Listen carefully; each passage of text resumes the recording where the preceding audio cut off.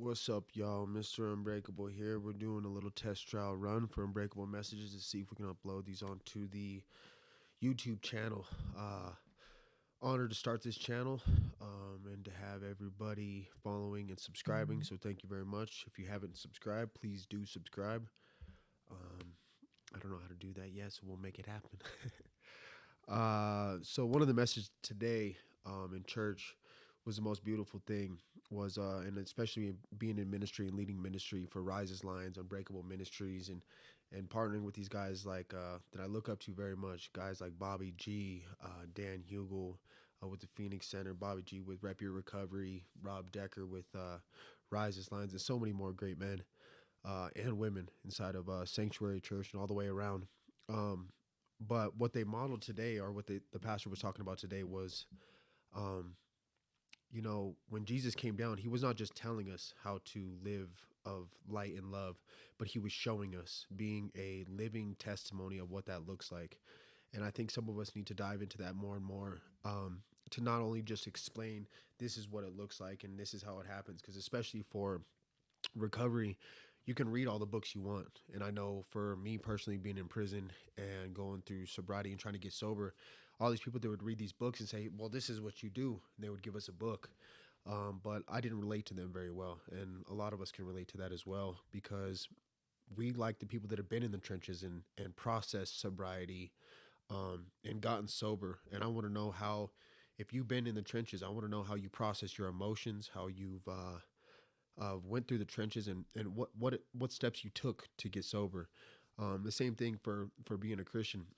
We know what it looks like, right? It says, you know, we got to be a representation of the Christian of Christ. You know what I mean, in the kingdom. So what does that look like? And Jesus modeled that. He was a perfect person. You know what I mean? Perfect human. You know, God in the human form.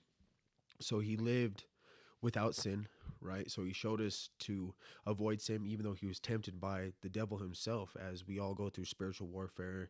And he modeled what it looked like to overcome. And even though the enemy has his lies or his trickery and manipulation and diversion and all those things, the enemy can say whatever he wants. But Jesus stood his ground and focused on God and his relationship with God. And he knew what was true in his heart. And we all do too. You know what I mean? We all have that now. And especially now that Jesus, he left, but he left to leave us with the Holy Spirit. So that's what rings true in our hearts.